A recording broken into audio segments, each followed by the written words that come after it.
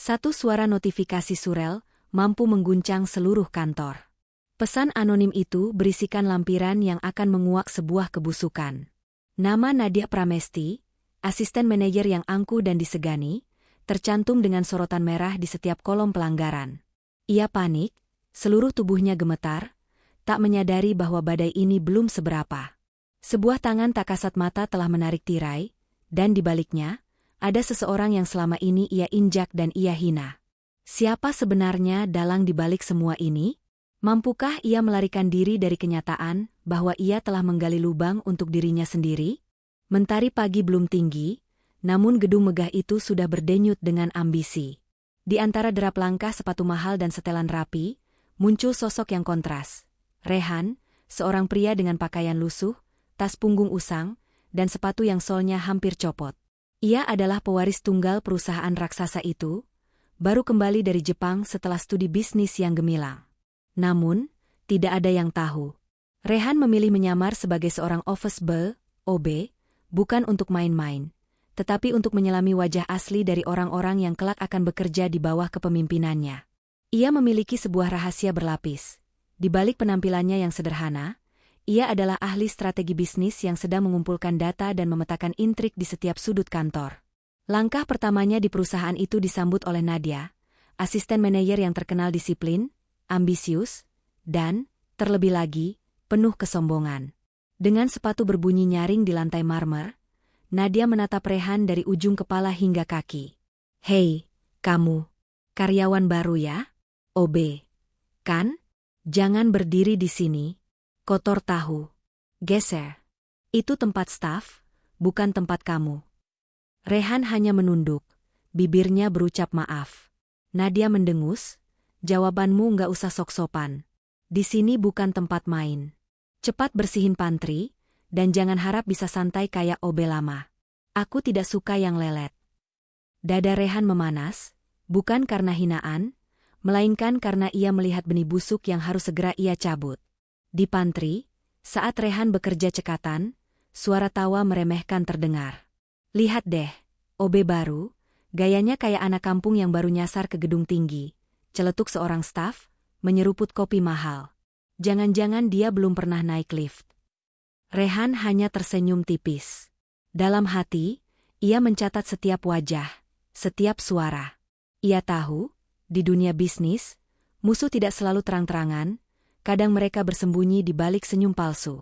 Malam itu, saat Rehan pulang dengan tubuh letih, ia melihat Nadia dijemput mobil mewah, tertawa kecil di telepon. "Sayang, nanti malam jemput aku, ya. Aku ingin makan di restoran bintang 5. Tidak mau tempat murah." Rehan memperhatikan sejenak. Ia tahu dunia ini kejam, tetapi ia juga tahu bahwa kesabaran dan kecerdasan akan membalas dengan kenyataan yang paling pahit. Ketika seseorang menyadari bahwa orang yang selama ini mereka injak ternyata adalah orang yang memegang nasib mereka sepenuhnya. Ini hanyalah langkah pertama menuju pembalasan, kebenaran, dan puncak yang tak terduga. Hari-hari berikutnya bagi Rehan tidak menjadi lebih baik. Ia tiba jauh sebelum orang lain dan pulang saat kantor sudah sepi. Rehan membersihkan remah-remah, mengepel lantai, dan makan siang sendirian di tangga darurat. Tidak ada yang peduli.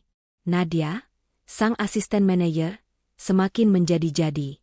Suatu pagi, di hadapan 5 staf pemasaran, Nadia menunjuk Rehan dengan nada tinggi, "Kamu kenapa sih ngepel tidak bersih? Ini masih licin. Mau bikin orang jatuh? Otakmu itu dipakai tidak?" Rehan hanya menunduk. Staf-staf lain saling pandang, tetapi tidak ada yang berani membela. Mereka tahu Nadia punya koneksi kuat, dan melawan Nadia sama dengan menggali kuburan sendiri. Di ruang istirahat, seorang staf administrasi baru mencoba menawarkan sepotong roti kepada Rehan. Namun, sebelum roti itu sampai, Nadia masuk dan menyambar tangan gadis itu. Kamu jangan manja-manjain OB. Nanti dia keterusan. Biar dia tahu rasanya jadi bawahan. Jangan dikasih enak." Rehan menahan napas. Ini bukan waktunya melawan. Namun, perlakuan merendahkan ini tidak hanya datang dari Nadia.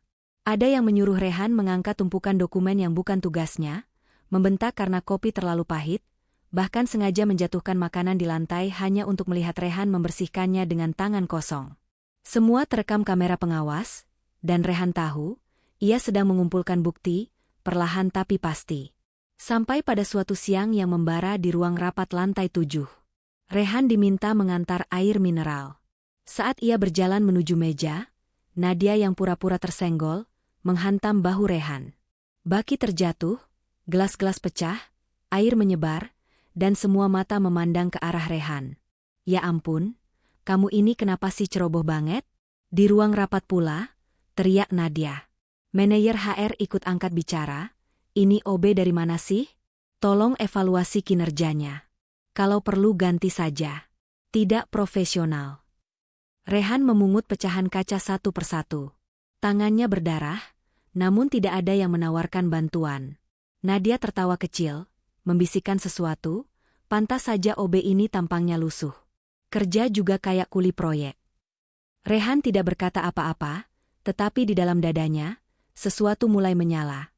Bukan api kemarahan, melainkan kesadaran. Ia tidak bisa diam selamanya. Beberapa hari kemudian, Rehan duduk di depan komputer kecil di gudang logistik. Dengan identitas khusus yang ia siapkan, Rehan mulai mencatat kejanggalan. Staf yang mendapat bonus besar padahal performanya buruk, anggaran fiktif, dan nama Nadia muncul sebagai penanggung jawab banyak laporan manipulatif. Rehan menghela napas panjang. Semua ini harus dibersihkan. Malam itu, ia menyelinap masuk ke sistem keamanan melalui jalur internal. Ia membuka rekaman kamera ruang koperasi dan menemukan fakta mengejutkan. Fadil, seorang OB senior yang tulus, dituduh mencuri uang koperasi hanya karena kebetulan mengantar air. Rehan menyimpan rekaman itu di sebuah flash disk kecil. Ia tahu ini baru permulaan. Malam itu, setelah kantor benar-benar sepi, Rehan masuk ke ruang server di lantai basement. Dengan kartu akses khusus, yang hanya dimiliki oleh direktur utama dan kepala sistem keamanan. Namun ia punya karena ia yang menandatangani sistem itu 3 tahun lalu, Rehan mulai mengunduh salinan laporan absen, performa karyawan, dan bonus internal. Namanya memang hanya tercatat sebagai OB di sistem, tetapi aksesnya menembus batas. Ia menemukan seorang manajer cabang menerima tunjangan ganda dengan performa buruk, seorang staf keuangan lolos audit dengan laporan ganjil, dan yang paling mencolok, Nadia menerima bonus pribadi dari divisi HR selama 5 bulan berturut-turut tanpa dasar laporan yang jelas.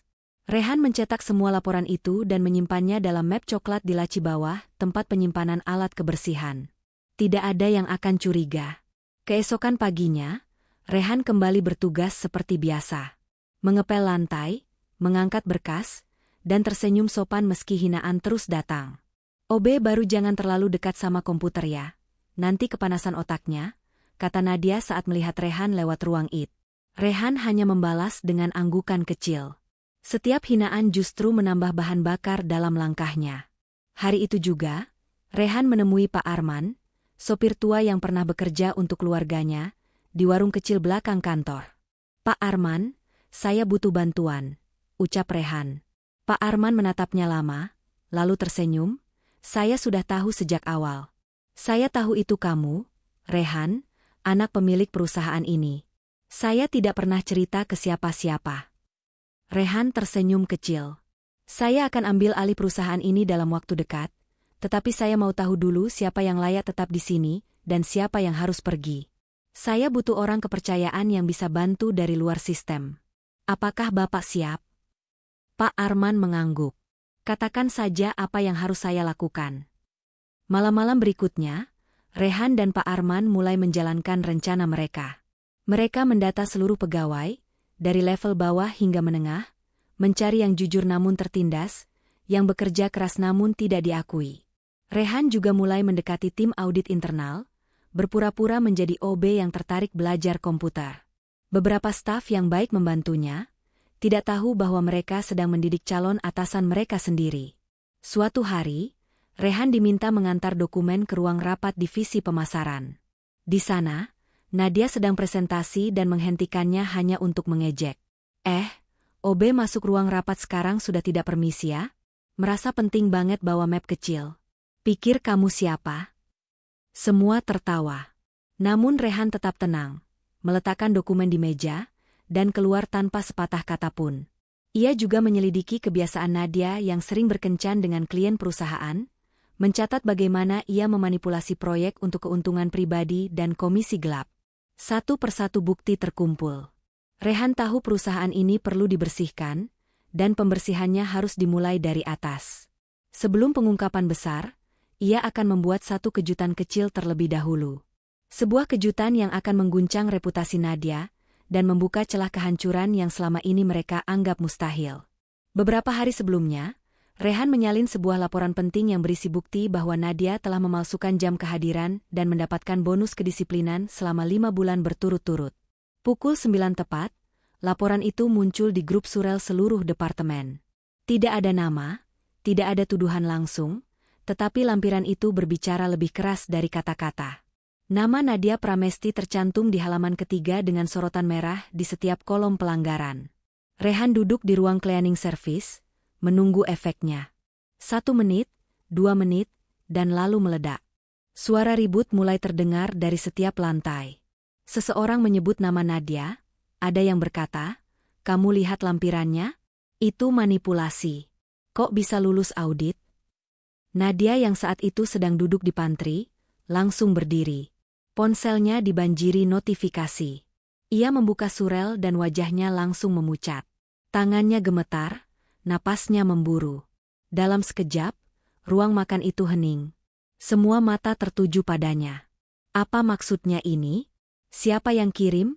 Teriak Nadia, suaranya kehilangan kekuatan. Manajer HR segera memanggil Nadia ke ruangannya. Untuk pertama kalinya, wajah angkuh Nadia tampak bingung. Nadia berjalan dengan langkah cepat, berusaha tetap tegak, tetapi tubuhnya tidak bisa menyembunyikan kepanikan. Di dalam ruang HR, pertanyaan datang silih berganti. Siapa yang akses laporan ini? Kenapa data ini cocok dengan laporan internal? Dan yang paling membuat panik, bagaimana laporan ini bocor ke semua staf? Nadia mencoba membela diri. Itu cuma kesalahan input. Sistemnya mungkin error. Saya tidak pernah manipulasi apapun. Namun, suara HR terdengar datar, kita akan investigasi lebih lanjut. Untuk sementara, kamu dicabut dari semua insentif dan bonus tambahan sampai audit selesai. Kami juga akan laporkan ke direktur. Berita itu menyebar seperti api di musim kemarau. Dalam waktu 1 jam, Nadia menjadi perbincangan di setiap lantai. Yang dulu memuji, kini mulai menjauh. Yang dulu ikut menjilat, mulai mengganti topik saat ia lewat. Di meja cleaning service, Rehan mendengar semua kabar itu dari Fadil. "Kayaknya ada masalah besar sama Bu Nadia," bisik Fadil. "Tadi aku dengar dia dimarahin HR. Bonusnya dibekukan." Rehan menatap Fadil lalu tersenyum kecil. "Mungkin ini baru permulaan, Bang. Namun serangan pertama ini bukan untuk menjatuhkan Nadia sepenuhnya. Ini hanya untuk menggoyang panggungnya, mengusik kursi yang selama ini ia duduki dengan sombong, supaya dia mulai merasakan ketakutan. Supaya dia tahu ada mata yang memperhatikan, dan ada tangan yang akan mencabut kekuasaan itu satu persatu." Rehan tahu Nadia bukan orang bodoh. Setelah serangan pertama ini, dia pasti akan curiga. Maka Rehan mulai menyusun lapisan-lapisan pengalihan. Ia menghapus jejak digital dari komputer yang ia gunakan, membuat laporan palsu atas nama OB magang fiktif, dan menaruh flash disk bukti di bawah mesin pemotong kertas lantai 1 yang hanya digunakan seminggu sekali. Sementara itu, Nadia mulai bergerak. Ia memanggil beberapa orang kepercayaannya. Mereka mulai menyelidiki staf IT, staf audit, bahkan bagian logistik. Namun, tak satu pun yang tahu bahwa yang merancang kehancurannya adalah orang yang setiap pagi menyambutnya dengan senyum sopan sambil membawa alat pel. Nadia tidak mencari simpati. Ia tidak butuh sorotan. Tapi ia tahu akan datang hari di mana semua topeng jatuh. Dan ketika hari itu datang, bukan hanya Nadia yang akan terjatuh. Satu persatu, semua yang ikut bermain dalam sistem kotor ini akan diseret turun, dan tidak ada yang bisa menghentikan badai yang telah ia bangun dalam diam. Reputasi Nadia goyah. Senyum palsu yang dulu menghias wajahnya kini berubah menjadi tatapan curiga.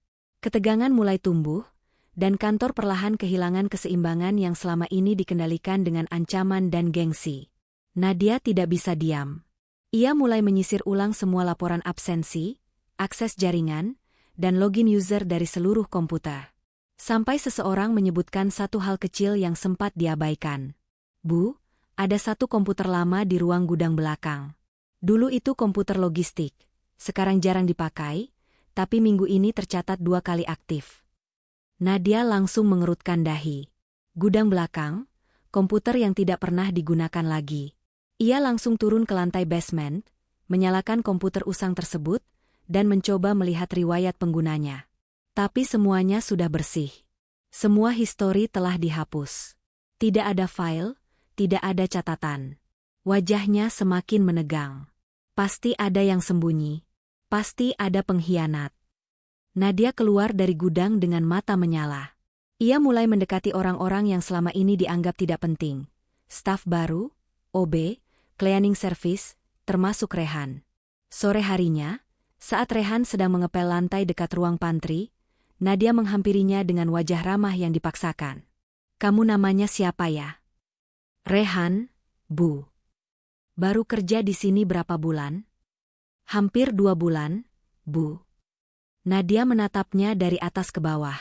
Ada sesuatu yang mengganjal dalam hatinya, tetapi ia belum bisa menangkapnya. Kerja yang rajin, ya. Kalau kamu butuh apa-apa, jangan sungkan. Saya orangnya terbuka kok. Asal kamu loyal, saya bantu naik posisi. Rehan menatap wajah Nadia yang tersenyum itu. Ia tahu senyum itu palsu. Ia tahu Nadia sedang mencari-cari celah. Terima kasih, Bu. Saya akan ingat baik-baik. Nadia pergi, tetapi pikirannya tak tenang. Ia merasa dunia mulai menarik jaring dari bawah kakinya, dan ia belum tahu dari mana datangnya. Malamnya ia menghubungi Lani, mantan pacar Fadil, yang pernah ia lihat beberapa kali datang ke kantor. Lani, aku mau tanya pacarmu yang OB itu, Fadil, masih dekat sama OB baru yang namanya Rehan tidak? Lani menjawab agak bingung. Masih sih? Katanya si Rehan baik. Kenapa, Kak? Coba kamu cari tahu soal si Rehan itu. Siapa dia sebenarnya? Aku curiga dia bukan orang biasa. Maka mulai saat itu, Lani diam-diam mendekati Fadil kembali, berpura-pura menyesal, berpura-pura ingin memperbaiki hubungan. Tapi niatnya bukan cinta. Ia hanya perpanjangan tangan dari Nadia yang kini mulai panik. Sementara itu, Rehan sudah mencium pergerakan mereka. Ia tahu Nadia sedang bergerak. Dan ia juga tahu bahwa Nadia mengandalkan orang-orang licik seperti Lani untuk mengorek informasi. Maka Rehan pun menyiapkan jebakan. Ia berpura-pura mengobrol dengan Fadil di pantry, membicarakan masa lalunya di panti asuhan, dan betapa bahagianya bisa kerja di kantor besar. Obrolan itu sengaja diucapkan keras agar Lani yang kebetulan duduk tidak jauh dari sana bisa mendengarnya. Sore harinya, benar saja, Nadia menghubungi Lani kembali. Si Rehan itu cuma anak panti, OB kampungan. Tidak mungkin dia yang mengacak-acak laporan keuangan. Telinga Rehan tersenyum mendengarnya. Nadia baru saja masuk ke dalam perangkap. Ia merasa aman padahal sedang dijauhkan dari kecurigaan yang sebenarnya. Tapi Rehan tahu Nadia tidak akan berhenti dan perang belum berakhir. Malam itu, di ruang cleaning service yang gelap, Rehan membuka laci paling bawah dan mengeluarkan sebuah map hitam. Di dalamnya salinan laporan transfer rekening atas nama Nadia serta bukti komisi dari proyek-proyek yang tidak pernah masuk laporan resmi perusahaan. Bukti ini akan jadi palu godam pertama yang benar-benar menghancurkan. Namun ia tidak akan memukul sendiri. Ia akan membuat Nadia menjatuhkan dirinya dengan tangannya sendiri. Dan saat panggung utama tiba, semua akan tahu bahwa OB lusuh yang selama ini mereka injak adalah pria yang memegang kunci tahta perusahaan. Jam di dinding menunjukkan pukul 7 pagi. Suasana kantor masih sepi. Namun, di dalam ruang kecil dekat pantry, Rehan sudah duduk dengan setumpuk dokumen di hadapannya.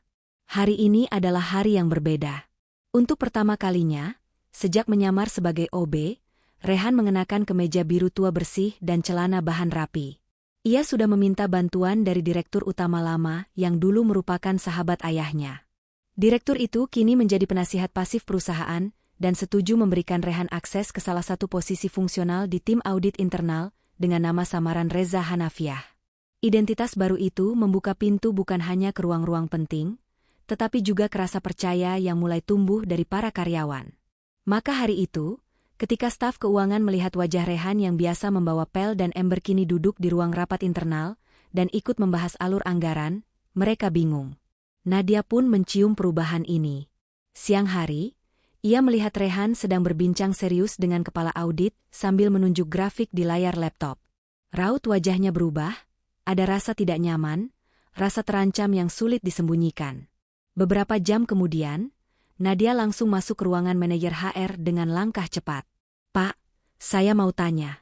OB baru itu, Rehan, sekarang kerjanya di mana? Kenapa saya lihat dia ada di rapat internal?" Manajer HR terdiam sesaat lalu menjawab dengan hati-hati. Sejak minggu ini dia ditugaskan sementara di tim audit sebagai asisten fungsional. Itu perintah langsung dari Dewan Penasihat. Nadia mengerutkan dahi. Dewan Penasihat? Siapa yang rekomendasikan dia? Dia itu cuma OB. Pak, jangan sampai kita mempercayakan data penting ke orang yang latar belakangnya saja kita tidak tahu. Manajer HR hanya menjawab singkat. Itu keputusan atasan. Kita ikut saja prosedurnya. Nadia keluar ruangan dengan napas berat. Ia semakin gelisah. Rasanya seperti ada tembok perlahan menutup di sekelilingnya. Ia tahu waktu bermainnya tidak lama lagi. Rehan menggunakan posisinya dengan tenang. Ia tidak terburu-buru, tidak memamerkan kuasa. Tapi dari balik layar, ia mulai memindai satu persatu transaksi mencurigakan yang melibatkan Nadia dan kelompok kecilnya. Setiap laporan disalin, setiap bukti dicetak, dan setiap nama dicatat. Rehan juga mulai membangun hubungan dengan staf-staf yang selama ini tersisih. Ia membantu salah satu pegawai wanita yang hampir diberhentikan karena telat absen. Ia mengatur ulang laporan performa Fadil agar bisa diangkat sebagai staf logistik.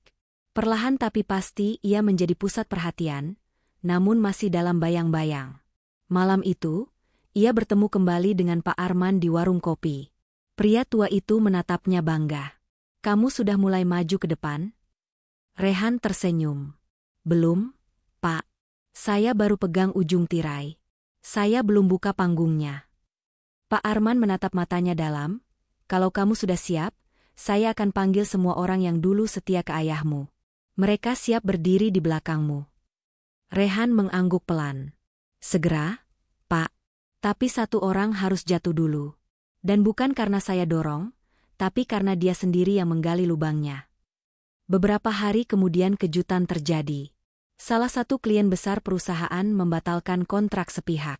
Alasannya, mereka menemukan dokumen bahwa proyek yang diajukan oleh tim Nadia mengandung markup harga dan pembengkakan anggaran. Klien itu juga menyampaikan bahwa mereka menerima laporan anonim dengan bukti lengkap. Kantor geger. Direktur memanggil manajer HR.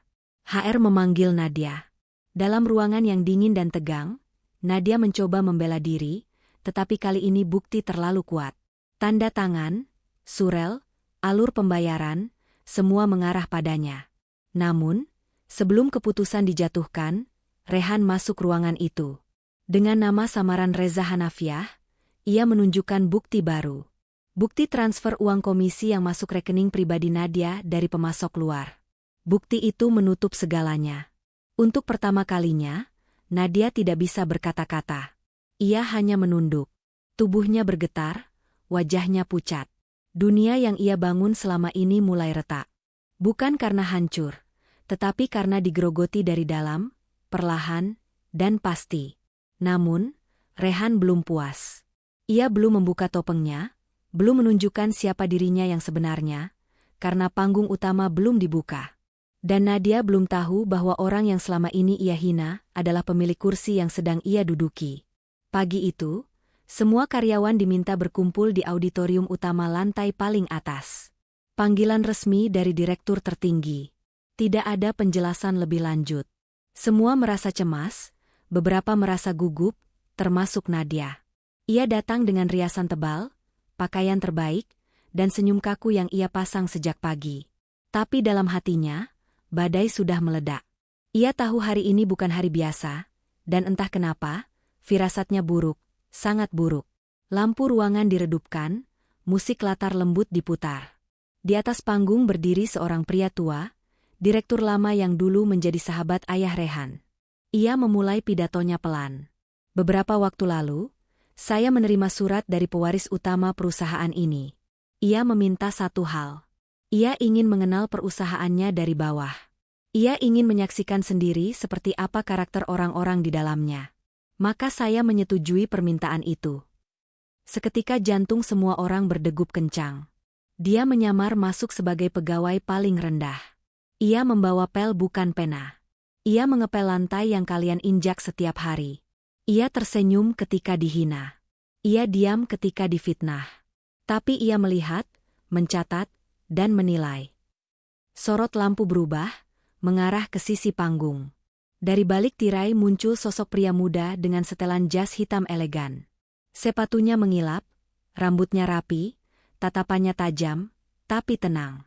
Rehan berjalan ke tengah panggung. Semua mata tertuju padanya.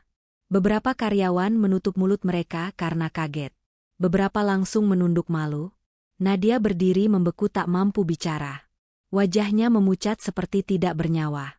Rehan mengambil mikrofon. Suaranya tenang, tidak tinggi, tidak penuh dendam, tetapi cukup untuk membuat setiap kata menghantam hati yang mendengarnya. Nama saya Rehan.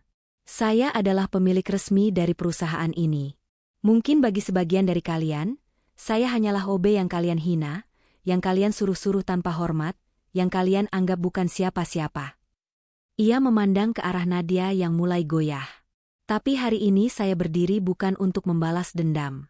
Saya berdiri di sini untuk membuktikan bahwa kebaikan tidak selalu harus diteriakkan.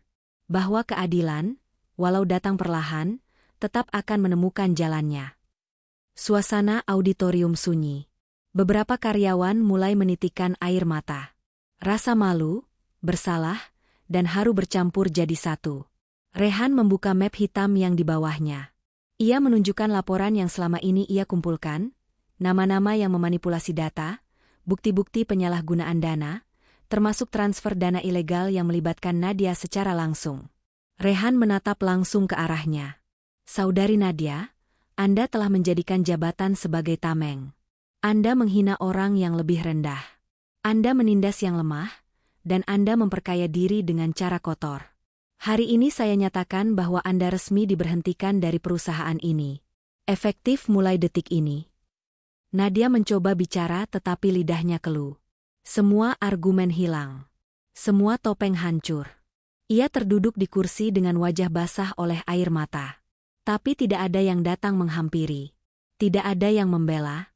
Rehan melanjutkan, kepada kalian semua, saya tidak meminta maaf karena menyamar, tapi saya harap penyamaran ini menjadi pelajaran. Jangan menilai orang dari seragamnya. Jangan ukur nilai manusia dari jenis pekerjaannya. Tepuk tangan perlahan terdengar, lalu semakin keras. Seluruh auditorium berdiri. Beberapa karyawan menangis. Fadil menunduk haru, matanya berkaca-kaca. Ia tahu sahabatnya yang selama ini ia anggap OB biasa, ternyata malaikat tak bersayap yang datang menegakkan keadilan. Hari itu, kantor berubah. Rehan tidak hanya membuka topengnya, ia membuka mata seluruh orang di perusahaan itu.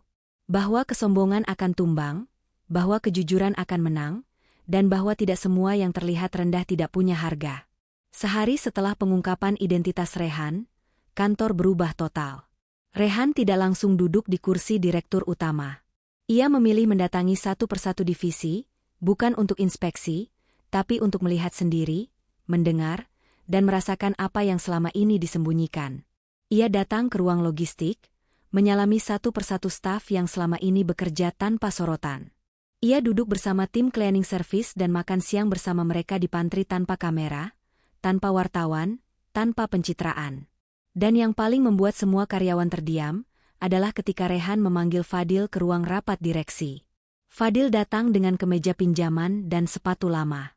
Ia gugup, bahkan ingin membatalkan pertemuan itu. Tapi Rehan menyambutnya dengan pelukan hangat. Bang Fadil, dari hari ini abang saya tunjuk sebagai koordinator logistik dan operasional internal, ucap Rehan. Fadil menatap Rehan, tidak percaya. Bibirnya bergetar. Saya cuma OB, Rey. Rehan menatapnya lembut.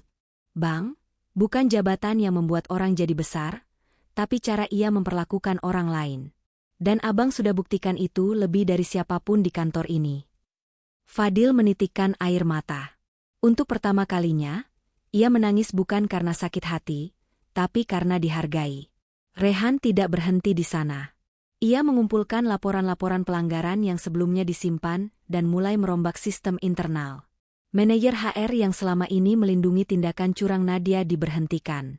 3 staf keuangan yang terlibat manipulasi dana dipecat dan diserahkan ke pihak berwenang untuk pemeriksaan lanjutan.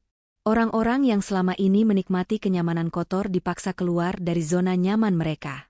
Namun yang lebih mengejutkan adalah bagaimana Rehan mengangkat orang-orang yang dulu dianggap kecil. Seorang staf resepsionis yang pernah dihina karena hamil di luar pernikahan kini dipindahkan ke divisi komunikasi dan pelatihan.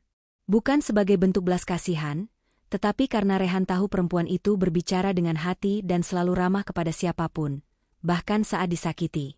Seorang teknisi printer tua yang hampir dipensiunkan karena dianggap tidak produktif, kini dipercaya mengelola divisi pengadaan perangkat kantor. Rehan mendengarkan kisah hidupnya. Bagaimana pria itu menyekolahkan 3 anaknya dengan gaji minim dan tetap datang tepat waktu setiap hari. Satu persatu, nama-nama yang dulu tak pernah disebut kini duduk di meja yang lebih tinggi. Dan bukan karena mereka dekat dengan kekuasaan, tapi karena mereka layak. Sementara itu, Nadia menghilang dari kantor sejak pengumuman pemecatannya. Ada rumor yang beredar bahwa ia mencoba melamar ke perusahaan saingan, tetapi reputasinya sudah rusak. Nama Rehan kini dikenal luas bukan hanya sebagai CEO muda, tapi sebagai pemimpin yang adil, tajam, dan tak kenal takut. Rehan pun membuat satu peraturan baru di seluruh perusahaan. Setiap pegawai, dari staf tertinggi sampai cleaning service, wajib ikut sesi pelatihan etika dan empati. Di ruangan itu tidak ada pangkat, tidak ada kursi istimewa, semua duduk sejajar. Salah satu sesi dibuka dengan video rekaman saat Rehan disiram air di pantry oleh Nadia. Video itu membuat ruangan hening. Tidak ada yang bicara, tidak ada yang berani menatap layar. Dan setelah video itu selesai, Rehan berdiri dan berkata pelan, "Ini bukan tentang saya, tapi tentang siapa kita ketika kita merasa lebih tinggi. Karena kadang keangkuhan tidak datang karena kita jahat, tapi karena kita lupa bahwa kita juga manusia." Perusahaan berubah bukan dengan paksa, tapi dengan contoh nyata. Orang-orang mulai belajar menghargai bukan karena takut dipecat, tapi karena malu dengan diri sendiri. Dan semua itu terjadi bukan karena kekuasaan, tapi karena seorang pria yang dulu mereka panggil OB, berani berdiri tanpa suara dan mengubah segalanya. 1 bulan telah berlalu sejak hari kebenaran itu terungkap. Perusahaan kini berdiri dengan wajah baru. Rehan kini tidak lagi berjalan dengan kepala tertunduk dan seragam lusuh. Ia mengenakan jas sederhana, tapi tetap menyapa setiap pegawai dengan senyum yang sama, seperti saat ia menyamar sebagai OB. Namun meskipun perubahan telah terjadi, hati Rehan belum sepenuhnya tenang. Suatu sore, ia berjalan sendiri keluar gedung kantor. Bukan dengan mobil mewah, tapi dengan langkah kaki yang pelan. Ia berhenti di depan sebuah kafe kecil. Di pojok ruangan duduk seorang wanita dengan wajah kusam, rambut acak-acakan, dan mata kosong yang menatap keluar jendela. Nadia. Dulu ia adalah ratu di kantor, wanita yang dihormati, ditakuti, bahkan dipuja. Kini ia hanya seorang pengangguran dengan reputasi yang hancur dan kepercayaan yang hilang. Rehan masuk ke dalam kafe itu dan duduk di bangku seberang meja. Nadia tersentak. Matanya membesar, tapi tak ada kata yang keluar dari bibirnya. Hanya air mata yang perlahan jatuh membasahi pipinya. "Apa kabar, Nadia?" tanya Rehan pelan. Nadia tak menjawab. Ia hanya menunduk. Tangannya menggenggam cangkir kopi yang sudah dingin. "Aku tahu kamu benci aku sekarang," lanjut Rehan. "Tapi aku tidak pernah berniat menjatuhkanmu. Kamu menjatuhkan dirimu sendiri." Nadia mengangkat wajahnya, suaranya gemetar. "Aku kehilangan segalanya. Reputasi, jabatan, teman-teman. Aku bahkan tak berani pulang ke rumah." Rehan menatapnya lama. "Kamu memang jatuh, tapi kamu belum mati dan hidup belum selesai. Dunia ini kejam, tapi bukan berarti kita harus jadi kejam juga." Nadia menangis semakin keras. "Aku salah. Aku terlalu sombong. Aku kira posisi itu milikku. Aku lupa caranya jadi manusia." Rehan berdiri. Ia meletakkan sebuah kartu nama di meja. Kalau kamu ingin berubah, datanglah ke alamat ini. Ada program pelatihan karakter untuk mantan karyawan. Kamu bisa mulai dari bawah. Seperti dulu aku mulai, tapi kali ini tanpa topeng, tanpa kebohongan. Nadia mengambil kartu itu dengan tangan gemetar. Ia tidak percaya. Setelah semua yang ia lakukan, Rehan masih memberi jalan. Sebelum pergi, Rehan berkata lirih, "Aku tidak pernah ingin kamu menderita. Aku hanya ingin kamu belajar. Sama seperti yang aku pelajari waktu kalian injak harga diriku." Hari itu, Rehan berjalan kembali ke kantornya. Di pintu masuk, Fadil sudah menunggunya dengan senyum lebar. "Bos, ada yang menunggu di ruang rapat. Perusahaan mitra baru. Mereka ingin kerja sama." Rehan mengangguk. "Bagus. Ayo kita bangun masa depan. Bukan cuma untuk kita, tapi untuk semua orang yang percaya bahwa kebaikan masih ada." 1 bulan kemudian, Nadia datang ke alamat dalam kartu nama itu. Ia mendaftar sebagai peserta pelatihan. Ia mulai membersihkan aula, menyusun kursi, dan menyajikan kopi untuk tamu-tamu. Tidak ada yang mengenalnya, tidak ada yang tahu siapa dia dulu. Tapi dari sana ia belajar dari awal tentang rendah hati, tentang menghargai, tentang menjadi manusia. Dan dunia pun berputar tidak lagi berdasarkan kekuasaan, tapi berdasarkan hati. Pada akhirnya, panggung kebenaran pun terbuka. Rehan, yang dulu kalian kenal sebagai seorang OB lusuh, kini berdiri sebagai pemilik sejati perusahaan, sementara Nadia harus kehilangan segalanya karena keserakahannya sendiri. Namun, Rehan tidak membiarkan Nadia sepenuhnya jatuh. Ia justru mengajarkan sebuah pelajaran berharga tentang kemanusiaan, tentang betapa hancurnya seseorang ketika ia terlalu sombong dan melupakan nilai-nilai asasi.